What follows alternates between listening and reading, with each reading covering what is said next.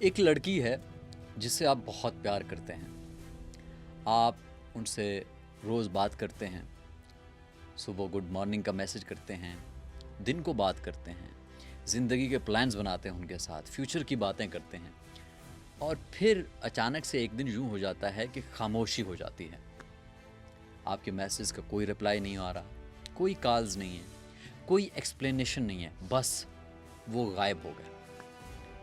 अब आपने एक दिन वेट किया, 2 दिन वेट किया, फिर 1 हफ्ता, मैसेज डिलीवर हो रहे हैं, लेकिन वो आपको रिप्लाई नहीं दे पा रहे। सोशल मीडिया पे एक्टिव हैं, दूसरों के पोस्ट को लाइक भी कर रहे हैं, कमेंट भी कर रहे हैं, लोगों से शायद बात भी कर रहे हैं, लेकिन आपके मैसेजेस इग्नोर हो रहे हैं। अगर आप ये सोच रहे हैं कि सिर्फ ये आपके साथ हुआ है और ये आपके साथ क्यों हो रहा है, तो आप गलत हैं। सबसे पहले हम जाते हैं हिस्ट्री में कि ये कब कब क्यों क्यों हुआ। एम्ब्रोस बायर्स अमेरिका का फेमस राइटर था। 1913 में मैक्सिको गया और कभी वापस नहीं आया। कोई बॉडी नहीं मिली, कोई लेटर नहीं आया। दुनिया के सबसे फेमस राइटर्स में से एक बिल्कुल गायब हो गया। इसके साथ ही अगैथा क्रिस्टी के नाम से दुनिया की सबसे ज़्यादा बिकने वाली नावलिस्ट थी। 1926 में अपनी कार में बैठकर निकल गई और 11 दिन तक कोई नहीं जानता था कि वो कहाँ है। जब मिली तो खुद को भी याद नहीं था कि वो कहाँ पे थी। अब और बात करते हैं, लॉर्ड ल्यूकिन की बात करते हैं। ब्रिटिश एरिस्टोक्रेट थे।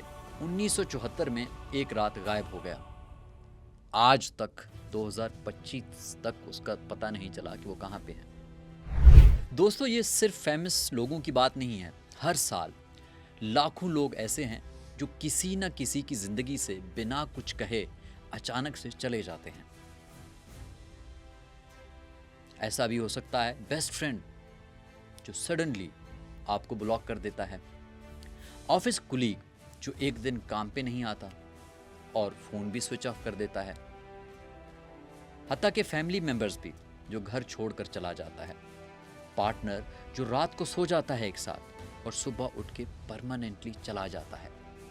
आज हम जानेंगे कि ये लोग क्यों ऐसा करते हैं, बगैर गुड बाय कहे ये लोग क्यों अचानक से चले जाते हैं, उनके दिमाग में क्या चल रहा होता है, साइकोलॉजी के हिसाब से इसका क्या मतलब है।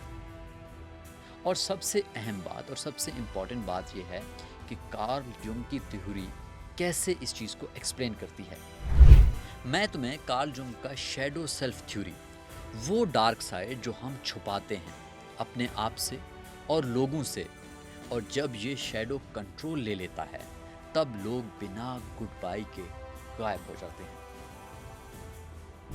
अब ये जो कहानी मैं आपको बता रहा हूँ, ये कहानी है बिट्रेयल की, अवॉइडेंस की और ह्यूमन साइकोलॉजी के सबसे डार्क कॉर्नर्स की। तो चलो जी शुरू करते हैं। सबसे पहले समझते हैं कि ये घोस्टिंग होती क्या है। घोस्टिंग का मतलब है कि किसी रिलेशनशिप को अचानक बिना किसी एक्सप्लेनेशन के, बिना गुड बाय के ख़त्म कर देना। बस साइलेंस, मुकम्मल खामोशी। और अगर आप सोच रहे हैं कि ये आपकी ज़िंदगी में कुछ नया हुआ है, लेकिन दुनिया में ये नया नहीं है। हाँ, आज इसका नाम है घोस्टिंग क्योंकि टेक्नोलॉजी की वजह से ये ज़्यादा कॉमन हो गया है, लेकिन लोग तो सेंचुरीज से ऐसे गायब होते रहे हैं। रीसेंट रिसर्च बताती है कि 25% मैन और वुमेन रोमांटिक रिलेशनशिप में घोस्टेड हो चुके हैं। 22% लोगों ने खुद किसी को घोस्ट किया होता है। और अमेरिका की एक रिसर्च है कि 30% अमेरिकन जो एडल्ट हैं वो एडमिट करते हैं कि उन्होंने किसी रोमांटिक पार्टनर को घोस्ट किया है। आप अंदाज़ा लगाएं, 30%। लेकिन अगर आप ये सोच रहे हैं कि ये सिर्फ डेटिंग ऐप तक है या डेटिंग तक लिमिटेड है, ये ऐसा भी नहीं है। ये हर जगह पे होता है। मिसाल के तौर पर दोस्ती में होता है। आपका बेस्ट फ्रेंड है, सडनली आपके मैसेजेस इग्नोर करने लगता है। और काफ़ी दफ़ा ये भी होता है कि फैमिली में भाई या बहन कट ऑफ कर देता है। इसी तरह आपकी जो वर्क प्लेस है, जहाँ पे आप काम करते हैं, वहाँ पर भी होता है। मिसाल के तौर पर 2018 में यूएस फेडरल रिज़र्व ने एक रिपोर्ट दी थी कि एम्प्लॉयर्स कंप्लेन कर रहे हैं कि नए एम्प्लॉयज़ जो आते हैं पहले दिन ऑफिस काम करने, तो फिर वापस कभी नहीं आते। मतलब एक दिन आते हैं, उसके बाद आते ही नहीं। इमेजिन करो, जो जॉब है वो ज्वाइन की, एक दिन काम किया और फिर फ़ोन बंद करके गायब हो गए। लेकिन आप ये सोच रहे हैं कि यार ये घोस्टिंग इतना कॉमन क्यों है? अब उसके लिए आपको रिसर्च की ज़रूरत है। मिसाल के तौर पर साइकोलॉजी टुडे की रिसर्च कहती है कि टेक्नोलॉजी ने घोस्टिंग को बहुत ईजी बना दिया है। अब ये ईजी कैसे बना है? डेटिंग ऐप्स पे हज़ारों ऑप्शन हैं। हर शख्स डिस्पोजेबल लग रहा है। स्वाइप लेफ्ट, स्वाइप राइट जैसे लोग प्रोडक्ट्स हैं, इमोशन तो है नहीं। लेकिन असल सवाल ये है, जो लोग घोस्ट करते हैं उनके दिमाग में क्या चल रहा होता है? क्यों वो एक सिंपल कॉन्वर्सेशन से बचने के लिए इतना एक्सट्रीम स्टेप ले लेते हैं? अब बात करते हैं जुंगियन शैडो की या डार्क सेल्फ की। मैं तुम्हें इंट्रोड्यूस करता हूँ कार्ल जुंग से। कार्ल जुंग स्विस साइकेट्रिस्ट थे, 1875 में पैदा हुए। पहले सिगमंड फ्राइड के साथ, जिसका नाम आप लोगों ने सुना हुआ, उसके साथ काम किया और फिर खुद का एक आप कहें कि साइकोलॉजी डेवलप की, जिसे हम आजकल के ज़माने में एनालिटिकल साइकोलॉजी कहते हैं।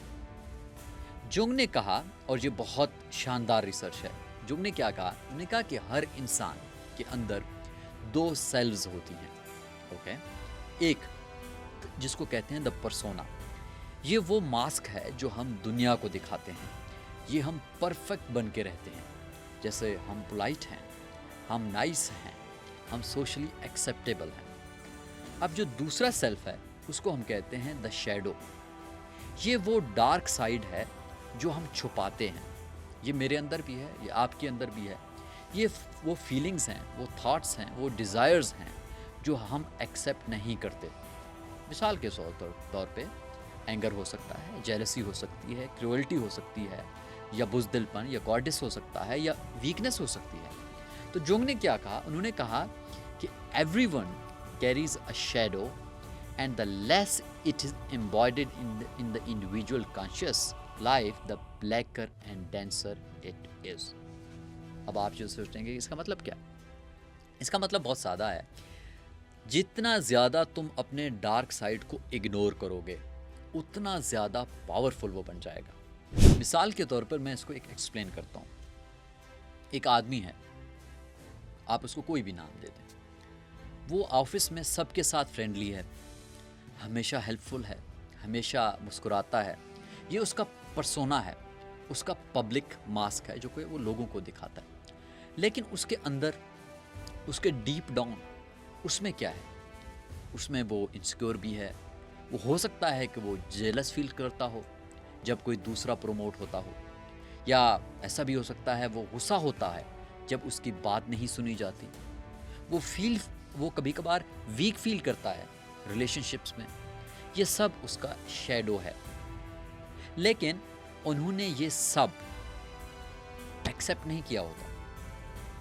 उसने क्या सोचा होता है? उसने सोचा होता है कि मैं ऐसे नहीं हूँ, मैं तो एक अच्छा इंसान हूँ। तो ये जो इमोशंस हैं कहाँ गए? मतलब ये जो डार्क इमोशंस हैं उसके, वो कहाँ गए? अनकॉन्शियस माइंड में, हिडन, सप्रेस्ड, मतलब आपने उनको छुपा दिया। और यहाँ प्रॉब्लम शुरू होती है। जुंग कहते हैं कि जब हम अपने शैडो को एक्सेप्ट नहीं करते, मतलब उन इमोशंस को हम एक्सेप्ट नहीं करेंगे, तो वो बाहर आता है बहुत डिस्ट्रक्टिव वेज में। कैसे? मैं आपको बताता हूँ कि पहला तो आता है प्रोजेक्शन में। कैसे? हम दूसरों में वो क्वालिटीज़ देखते हैं जो एक्चुअली हमारी हैं। दूसरा, इमोशनल आउटब्रेस्ट्स होते हैं, मतलब अचानक गुस्सा आता है या अचानक ब्रेक डाउन होता है। और तीसरा क्या है कि सेल्फ सेपोटाज कहते हैं, जिसे खुद को नुकसान पहुंचाता है, और इवन कि ये कभी कभार खुदकुशी की शक्ल में भी हो जाता है। और चौथा और सबसे इम्पॉर्टेंट है, वो है एवॉइडेंस।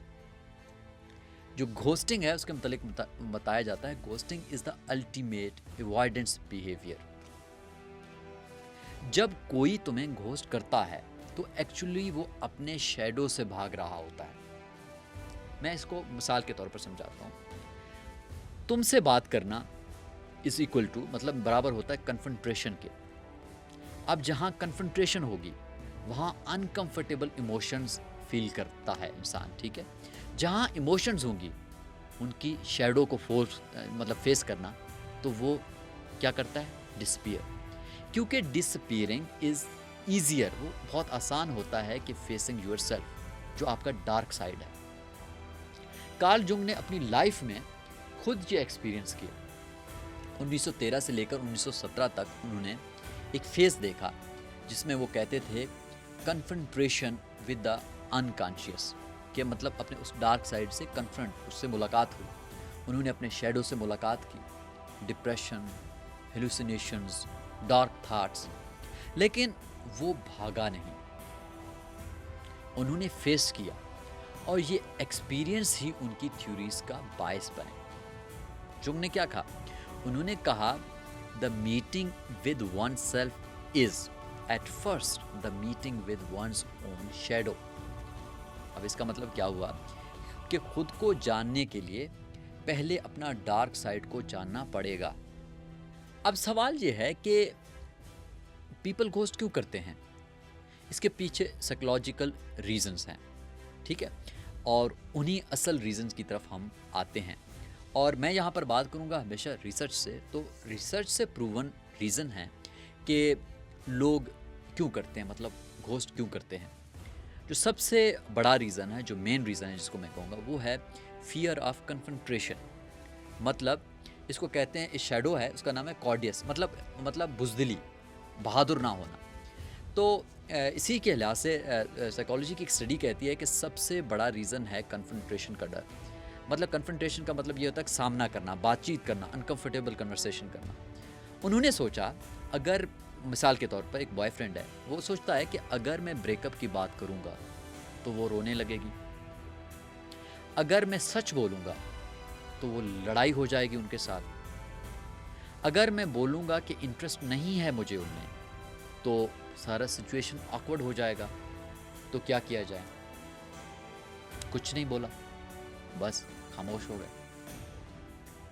तो इसमें यह है, ये उनका शैडो है, क्वार्डिस कहते हैं, मतलब बुज़दिली, हिम्मत ना होना डिफ़िकल्ट कन्वर्सेशन फेस करने की। लेकिन वो ये एक्सेप्ट नहीं कर सकते कि वो बुज़दिल हैं, तो उन्होंने इसको रैशनलाइज कर दिया। कैसे, क्योंकि जस्टिफिकेशन तो चाहिए ना। वो कहता है कि I am actually being kind by not hurting them with a conversation, they will get over it faster this way, कि वो उसको जल्दी समझ लेंगे। It's better to just fade away. लेकिन रियलिटी में क्या होता है, वो अपने डर से भाग रहे होते हैं। वो याद है जब हमने शुरू में बात की थी कि वो छोड़ गई आपको, तो उसमें यह है कि मिसाल के तौर पर वो रिसर्च में काफ़ी दफ़ा आता है कि वो जाके अपने दोस्तों को बताते हैं कि मुझे मालूम नहीं था कि मैं क्या कहता, कि मैं ब्रेकअप करने से डरता था, मुझे लगता था कि ये बहुत वो होगा, मतलब तकलीफ़ दे होगा उसके लिए, उसके फियर ऑफ कॉन्फ्रंट्रेशन होगा, आपको जवाब देना पड़ेगा, ठीक है। तो लोग इसकी जस्टिफिकेशन भी अपनी तरफ से दे रहे होते हैं। लेकिन इसकी सबसे जो दूसरी बड़ी वजह है वो है लैक ऑफ कम्युनिकेशन स्किल्स। बातचीत करने से, बात करने के जो हमारे पास वो नहीं है, हम बात नहीं कर सकते किस तरह से लोगों में से बात किया जाए। तो मोस्टली जो चीज़ें होती है कि लोग छोड़ के चले जाते हैं या किसी भी रिश्ते को ख़त्म करते हैं, उसकी वजह ये होता है कि उनके पास कम्युनिकेशन स्किल्स नहीं होती किसी भी कन्वर्सेशन को करने की। आप इस चीज़ को सोचिए कि हमारे स्कूलों में मैथ सिखाते हैं, साइंस सिखाते हैं, लेकिन किसी ने ये नहीं सिखाया कि बात कैसे करना है, जो हमारी फीलिंग्स हैं, हमने उन फीलिंग्स को कैसे एक्सप्रेस करना है, how to have difficult conversation, हमने जो मुश्किल कन्वर्सेशन है वो कैसे करना है। और एक बहुत इम्पॉर्टेंट बात है कि नो कैसे करना है, हाउ टू से नो विद काइंडनेस, मतलब बाहमी इज़्ज़त और काइंडनेस भी बरकरार है, और किसी भी रिश्ते को ग्रेसफुली एंड करना कैसे है। जहाँ ये मसले होंगे वहाँ पर घोस्टिंग ज़्यादा होती है। तो जब टाइम आता है ना अनकंफर्टेबल कन्वर्सेशन का, तो लोग क्या होते हैं, फ्रीज हो जाते हैं, लोगों को पता नहीं होता कि क्या करेंगे। अब ये जब लोग फ्रीज़ होते हैं वो क्या है, वो है ये शैडो ऑफ इनएडिक्वेसी कहते हैं उसको। मतलब फीलिंग कि मैं ये नहीं कर सकता, ये आपके अंदर है कि ये आप नहीं कर सकते, लेकिन आप इसको एक्सेप्ट भी नहीं कर सकते कि तुम ये नहीं कर सकते, अनकंफर्टेबल है। तो ईज़ी क्या है आपके लिए, आप गायब हो जाते हैं। आप उसको एक्सेप्ट नहीं करते, आप गायब होंगे। तो इसकी बहुत दिलचस्प रिपोर्ट है ना, न्यूपोर्ट इंस्टीट्यूट की रिसर्च जो रिसेंटली है वो कहती है कि काफ़ी दफ़ा जो लोग घोस्ट करते हैं, छोड़ते हैं, कि वो सोशल एंग्जाइटी फील करते हैं। जब वो कहते हैं कि किसी शख्स को मिलना, उसको एक्सप्लेन करना, वो बहुत वो होता है, कन्फ्रंटेशन होती है, लड़ाई होती है। और इवन के टेक्स्ट पे भी एक्सप्लेन करने में आपको कन्फ्रंटेशन है। तो सोल्यूशन क्या हुआ? कंप्लीट साइलेंस, खामोशी हो जाए, छोड़ दो। अब तीसरी चीज़ है, वो है इमोशनल अवॉइडेंस, जिसको कहते हैं द शैडो विनिंग। मतलब जहाँ पे आपका जो सबकॉन्शियस है, अनकॉन्शियस माइंड है, वो आपके कॉन्शियस पे हावी हो रहा था। ये सबसे डीप रीज़न है। मॉडर्न साइकोलॉजी कहती है कि ghosting is a form of avoidance behaviour. अब आप ये सोचेंगे कि अवॉइडेंस क्या है? ये है कि अनकंफर्टेबल सिचुएशन से बचना। और ये सिर्फ लॉजिकल नहीं है, ये न्यूरोलॉजिकल भी है। मतलब जो ब्रेन साइंस है, रिसर्च है, फॉर एग्जांपल एक रिसर्च हुई थी 2003 में। उन्होंने प्रूव किया कि इमोशनल पेन और physical pain same brain regions को एक्टिवेट करते हैं। समझ रहे हैं? अगर आपको किसी जगह पे ज़ख्म आया है, अगर आपको कोई आपके कोई इमोशनल, कोई दिल टूटा है, किसी ने तकलीफ़ दी है, सेम पेन होता है। मतलब जब तुम्हें इमोशनल हर्ट होता है, तुम्हारा ब्रेन इसे फिज़िकल पेन की तरह प्रोसेस करता है। तो जब कोई सोचता है कि if I have that breakup conversation, कि अगर मैं किसी को कहूँगा कि मैंने ब्रेकअप करना है, तो मुझे गिल्ट फील होगा। तो मैं उनको देखूँगा कि वो रोएंगे, तो मैं फील करूँगा कि मैं एक बुरा इंसान हूँ। तो उसका ब्रेन क्या कहेगा, दिमाग क्या कहेगा? वो दिमाग कहेगा छोड़ दो, इस पूरे मरले को छोड़ दो, दिस इज़ पेन, इससे तकलीफ़ होगी, रन, भागो। तो भागेगा क्या? वो छोड़ देगा, साइलेंट हो जाएगा, निकल जाएगा। इसलिए वो कन्वर्सेशन नहीं करते। तो जुंग कहते हैं कि जब हम अपने शैडो फीलिंग्स को सप्रेस करते हैं, फॉर एग्जांपल हमारे यहाँ गिल्ट है, हमारे अंदर शेम है, रिस्पॉन्सिबिलिटी है, वो स्ट्रॉन्गर हो जाती हैं। जब वो स्ट्रॉन्गर हो जाती हैं और फिर वो कंट्रोल ले लेते हैं। जब वो बहुत स्ट्रॉन्गर हुए, आप कंट्रोल ले लिया। अब घोस्टर का जो शैडो कहता है don't deal with this, just leave, क्योंकि ये फीलिंग आपके अनकॉन्शियस में है। अब वो आपको कॉन्शियस को कंट्रोल कर लेंगे। और कॉन्शियस माइंड रैशनलाइज करता है। जब ये हो गया, वो क्या कहता है? It's for the best, they shall eventually, मतलब आखिर में वो लोग समझ ही जाएंगे, क्योंकि ये ईजियर होता है एवरीवन, मतलब हर चीज़ के लिए ईजियर होता है। लेकिन रियलिटी क्या है? रियलिटी तो ये है कि वो अपने इमोशन से भाग रहे हैं ना, वो उनको फील नहीं कर रहे, वो उसका फेस नहीं कर रहे at the end of the day. और आजकल की दुनिया में जब हम ये कहा जाता है कि ये बहुत पुराना प्रॉब्लम था, लेकिन टेक्नोलॉजी ने उसको बहुत ईजी कर दिया है। ये मॉडर्न प्रॉब्लम है। मिसाल के तौर पर इसकी मिसाल, क्योंकि जिस तरह हम रिसर्च हैं, 2019 की एक रिसर्च देते हैं, वो कहता है कि अगर हम डेटिंग ऐप्स की बात करें, फेसबुक, इंस्टाग्राम, टिकटॉक, इनकी भी बात करें, वो कहते हैं कि इन ऐप्स में मिलने वाले लोग ज़्यादा घोस्ट करते हैं। क्यों? उन लोगों की निस्बत जो कि रियल में मिलते हैं, मतलब कन्वर्सेशन करते हैं, मुलाकात होती है। क्यों होता है ऐसा? क्योंकि उनको पता है कि अगर हम फेसबुक, इंस्टाग्राम, टिकटॉक इनसे बात करें, कोई रियल वर्ल्ड कनेक्शन तो नहीं है, कोई हम जानते तो नहीं है, मिले तो नहीं हुए, कोई म्यूचुअल फ्रेंड्स तो नहीं है हमारा ना, कोई बाहमी दोस्त भी नहीं है, कॉमन सोशल सर्कल भी नहीं है, तो कॉन्सिक्वेंसेस भी नहीं है। जब आप किसी शख्स से मिलेंगे तो मसला क्या होगा? और दूसरी बात है जो सबसे इम्पोर्टेंट, एबंडेंस ऑफ ऑप्शंस है। आपके पास एबंडेंस है। अगर आपके पास ऑप्शन ज़्यादा हैं तो कोई और मिल जाएगा, अगर एक नहीं तो और। जब आप ये सोचेंगे एक नहीं तो और, तो आपकी एम्पैथी जो है वो ख़त्म हो जाएगी। ठीक है? और आप क्या होता है कि आपको पता है कि फ़ेस टू फेस रिजेक्शन करना बहुत मुश्किल है, तो आप क्या कहते हैं? तो आपके पास चॉइस क्या होता है? जो एक पैराडॉक्स बनता है वो जब ये होता है कि जब आपके पास ज़्यादा ऑप्शन हैं तो आपके लिए डिसीजन मेकिंग मुश्किल हो जाती है और आपकी सेटिस्फेक्शन कम हो जाती है। मिसाल के तौर पर अब डेटिंग ऐप्स या सोशल मीडिया की वजह से आपके पास अनलिमिटेड ऑप्शंस हैं। जब अनलिमिटेड ऑप्शंस हैं, आप स्वाइप लेफ्ट राइट कर रहे होते हैं क्योंकि आप इंसानों को डिस्पोजेबल समझते हैं। ठीक है? और इसके साथ एक और रीज़न है जिसको डार्क प्राइड कहते हैं, द एक्सट्रीम शैडो। ये बहुत एक्सट्रीम लेवल होता है उन लोगों में। अब ये सीरियस वाला रीज़न है। कैसे? कुछ लोग घोस्ट करते हैं क्योंकि साइकोलॉजिकली वो डिफरेंट होते हैं, ठीक है। अब इसको अगर हम समझाएं, वो ऐसा होता है कि डार्क ट्राइड्स में ये एक नार्सिज्म एक वर्ड है, उसमें ये होता है कि एक्सेसिव सेल्फ लव है, लैक ऑफ एम्पैथी, मतलब बहुत ज़्यादा प्यार करते हैं खुद से, दूसरों के लिए कोई है ही नहीं, मैं ही अच्छा, मैं ही सब कुछ, और मैनिपुलेट करते हैं, कोल्डनेस होते हैं, मतलब कुछ फील ही नहीं होता, लोगों को इस्तेमाल करके फेंक दो, कोई मसला नहीं। और साइकोपैथी मतलब लेक ऑफ रिमोर्स होता है, मतलब वो उनको रिमोर्स नहीं करते, मतलब ये नहीं यार मैंने बुरा किया, ऐसा कुछ भी नहीं है उनके अंदर। अब 2021 की रिसर्च है, वो प्रूव करती है कि जो लोग हाई डार्क ट्राइड्स ट्रेट्स रखते हैं, मतलब जो इन सब चीज़ों पे ऊपर होते हैं, वो ज़्यादा घोस्ट करते हैं। क्यों? क्योंकि उन्हें गिल्ट ही फील नहीं होता। मतलब अगर आपने बुरा काम किया और आपके अंदर नहीं, कोई बात नहीं, आप उसको जस्टिफिकेशन देते हैं ना। जो नॉर्मल लोगों को गिल्ट होता है, वो सोचते हैं कि ये गलत है, आई शुड एक्सप्लेन, ये गलत है, मुझे एक्सप्लेन करना है। लेकिन जो डार्क ट्राइड पर्सनैलिटी सोचती है, वो क्या कहती है, वाई बॉदर, मतलब मैं क्यों तकलीफ करूं, इट डजंट इफेक्ट मी। कोई चीज़ जो उनको इफेक्ट नहीं कर रही होती, उनके लिए वो एक्सप्लेनेशन के काबिल नहीं है, ठीक है। अब कुछ केसेस में घोस्टिंग एक पावर मूव भी है। कैसे? मतलब 2023 की एक रिसर्च है, वो बताते हैं कि कुछ लोग जो जिनमें high level of dark triads है, जिस 3 ट्रेट्स की हमने बात की है, वो घोस्टिंग में भी है रेड फ्लैग फॉर क्या, कंट्रोल के लिए। क्यों करते हैं? They are trying to win the upper hand by leaving first without a goodbye, making the other person chase after them. वो कहते हैं कि बगैर रीज़न देके निकल लो, ताकि लोग, वो जो अगला इंसान है वो आपके पीछे पड़े। आप मैनिपुलेटर होते हैं, ये मैनिपुलेशन होती है, लोग आपके पीछे, वो कैसे निकल गया ये।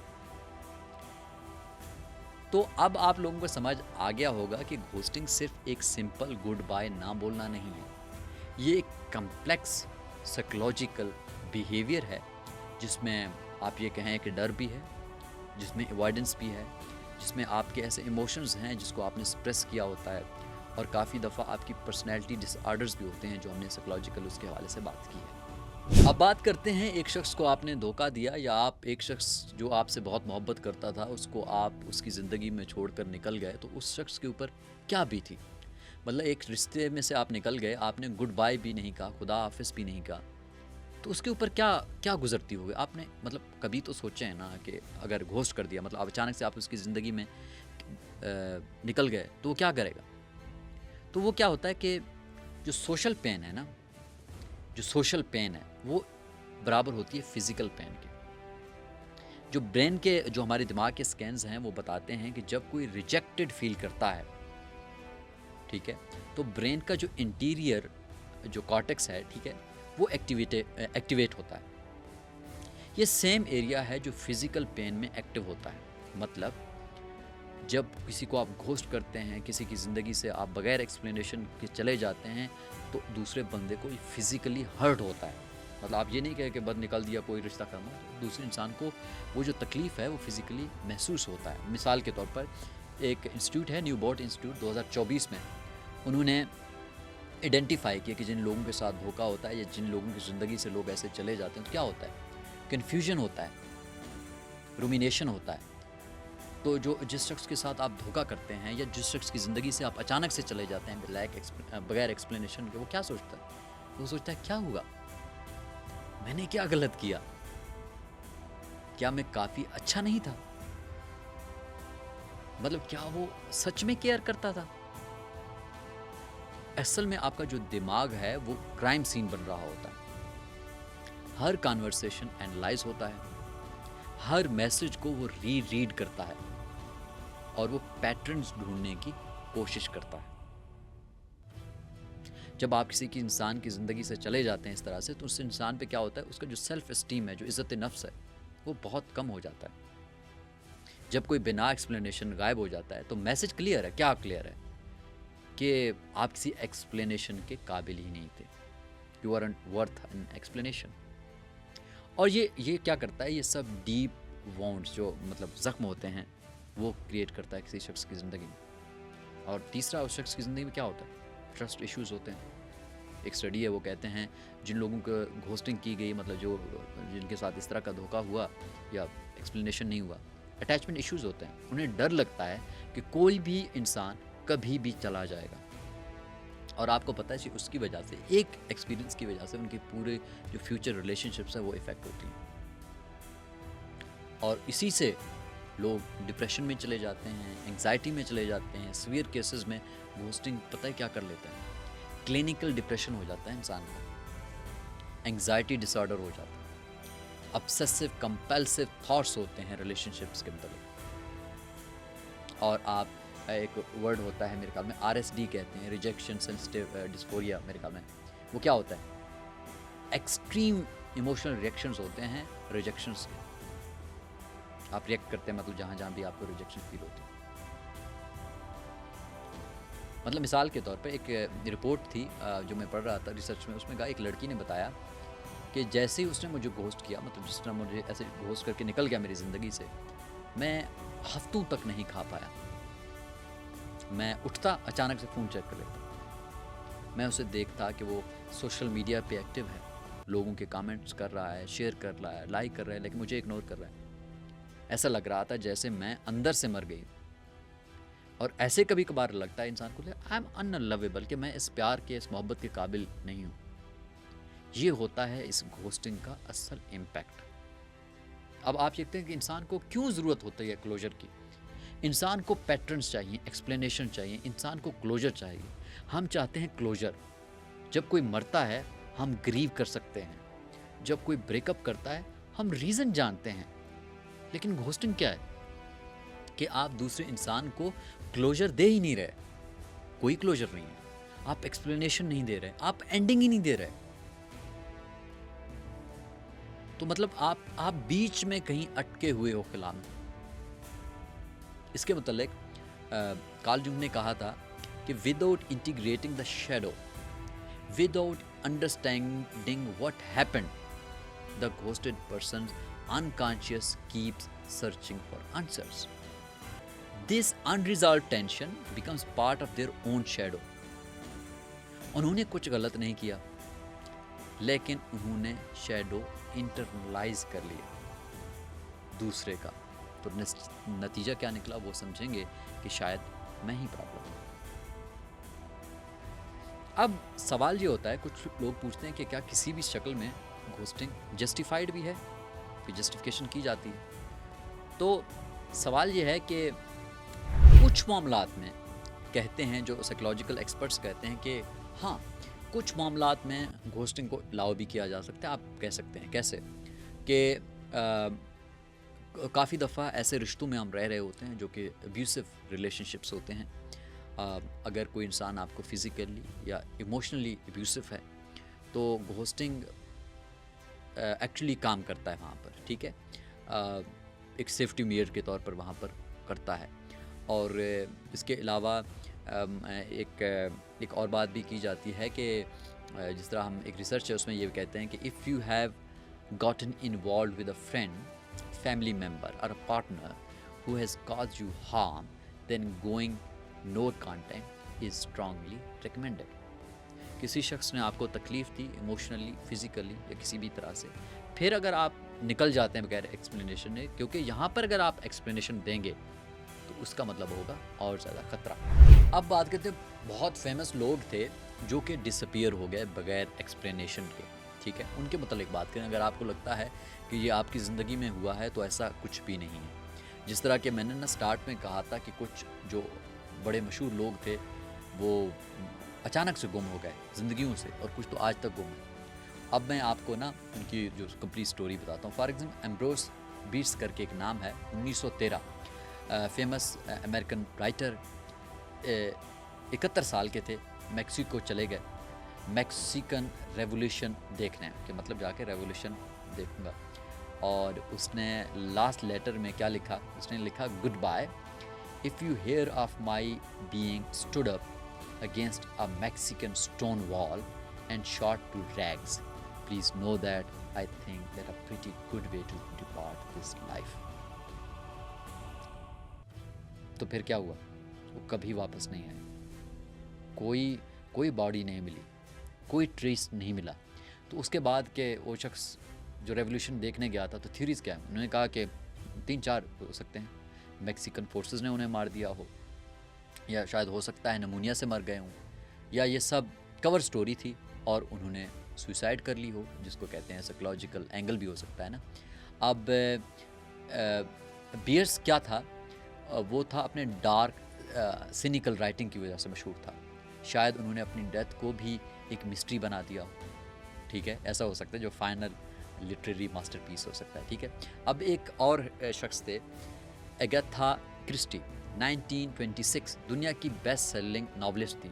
दिसंबर 1926 में सडनली कार में बैठती हैं अपनी और फिर चली जाती हैं। 11 दिन तक वो मिसिंग होती हैं, बिल्कुल गायब हो जाती हैं, और मैसिव किस्म की सर्च ऑपरेशन होती है कि भाई देखें वो किधर गए। फिर मिली हैं वो एक होटल में अपने हस्बैंड की जो मिस्ट्रेस के नाम से रजिस्टर की थी उसने होटल, और उसने कहा कि मुझे कुछ भी नहीं याद, मतलब 11 दिन उसे कुछ भी नहीं याद। तो साइकोलॉजिस्ट ने क्या कहा, उन्होंने कहा कि एक्सट्रीम स्ट्रेस ट्रिगर करता है एमनेशिया को। जब आपका बहुत स्ट्रेस होता है तो आप चीज़ों को भूल जाते हैं, आपको पता नहीं कि क्या हुआ था। मतलब ये कहा साइकोलॉजिस्ट ने, उनका हस्बैंड अफेयर कर रहा था, उसकी माँ रिसेंटली मर गई थी, इसलिए वो डिप्रेशन में चली गई थी, और जो शैडो ओवरवेलम कर गया, जो उसका अंदरून जो भी था, जो शैडो वर्क था वो ओवर कर गया, तो जो अनकॉन्शियस है वो कॉन्शियस के ऊपर हावी हो गया, और वो लिटरली वो डिसपियर्ड हो गई, मतलब अपने ही शैडो में वो डिसपियर्ड हो गई। अब लॉर्ड ल्यूकेन है 1974 में, एक ब्रिटिश रिस्टोक्रेट हैं, अपनी वाइफ को मर्डर करने की कोशिश की उसने, लेकिन उसमें हुआ क्या, जो चिल्ड्रन, जो बच्चों की नैनी थी ना, उसको गलती से मार दिया। तो फिर क्या हुआ, फिर वो बंदा हो गया गायब, मतलब 50 साल हो गए, अभी भी वो ऑफिशियली मिसिंग है। इवन के 90s में, लेट 90s में कहा गया था कि वो उसकी डेथ हो गई है। र्यूमर क्या था कि वो ऑस्ट्रेलिया में है, छुपा हुआ है फेक आइडेंटिटी पे। लेकिन अब इस चीज़ का ना एक साइकोलॉजिकल एंगल भी है। क्या है कि अल्टीमेट अवॉइडेंस, कैसे कि मर्डर रिस्पॉन्सिबिलिटी से भागना और अपनी पुरानी ज़िंदगी से कंप्लीटली कट ऑफ होना, इसको कहते हैं एक्सट्रीम घोस्टिंग है। कि नॉट जस्ट फ्रॉम रिलेशनशिप्स, कि आप अपने रिलेशनशिप से भाग रहे हैं, बट आप अपनी पूरी आइडेंटिटी से ही भाग रहे हैं, ये होती है एक्सट्रीम। तो दोस्तों, ये कहानी थी घोस्टिंग की, कि लोग क्यों गुड बाय नहीं कहते और खामोशी से चले जाते हैं, एक्सप्लेन नहीं करते। तो इसका मैं इख्तिताम कैसे कहूँगा, कार्ल जुंग ने कहा था, until you make the unconscious conscious, it will direct your life and you will call it fate। मतलब अगर आप अपने अनकॉन्शियस से कॉन्शियस नहीं होंगे, उसको समझ नहीं पाएंगे, तो आप हर चीज़ को फेट ही कहेंगे। मतलब जब तुम अपने शैडो को फेस नहीं करोगे, वो तुम्हारी ज़िंदगी को कंट्रोल करेगा।